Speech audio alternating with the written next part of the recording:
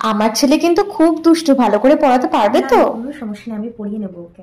আচ্ছা কোনো সমস্যা নেই। আজকে অনেকটা দেরি হয়ে গেল, না না খাতাটা বার করো। আচ্ছা তুমি কি মেয়ে বলো তো, রোজ রোজ এভাবে দেরি করলে হয়?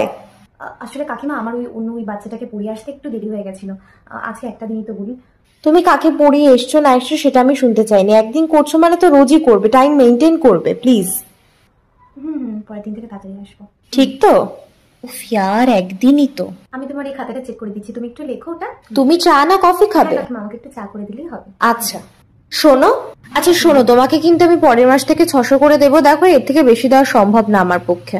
কিন্তু কাকিমা আপনি যে বললেন আমাকে 1800 করে দেবেন। ও তো ছোট, তোমাকে 6 দিন করে পড়াতে হবে। সে ঠিক আছে, আমি পড়িয়ে দেবো, কিন্তু আমি এত দূর থেকে আসি কাকিমা, আমার তো কষ্ট হয়ে যায়, তারপর ওকে একা বাড়িতে পড়াতে আসি আমি। একটু যদি দেখো আমি সবটাই বুঝতে পারছি, তুমি চিন্তা করো না, আমি তোমাকে পরের বছর থেকেই বাড়িয়ে দেবো। ভালো লাগে না ভাই এত কষ্ট করে।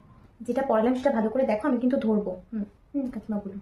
আচ্ছা শোনো না, আমরা একটু যাচ্ছি রবিবার শপিং এ, বুঝলে তো? তুমি একটু অন্য দিন ওকে একটু টাইম করে পড়িয়ে দাও, ঠিক আছে? কি হলো শুনলে? হ্যাঁ ভাই উনার কি একারই শপিং থেকে, আমার কোনো কাজ নেই নাকি? না, আমার একটু কাজ ছিল আসলে সানডেতে। আচ্ছা ঠিক আছে, আমি এই উইকটা পড়িয়ে দেবো, কোনো অসুবিধা নেই। আমার নিজের লাইফ বলতে কি কিছুই নেই? এত ভুল করছো কেন?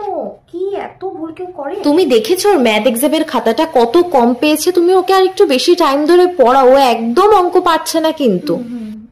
পড়িয়ে দেবো আমি বেশি সময় ধরে। আচ্ছা এই গার্জিয়ানরা কি কখনো বুঝবে না, বাড়িতে প্র্যাকটিস না করালে আমি যতই করাই না কেন অঙ্ক কোনোদিনই পারবে না এরা।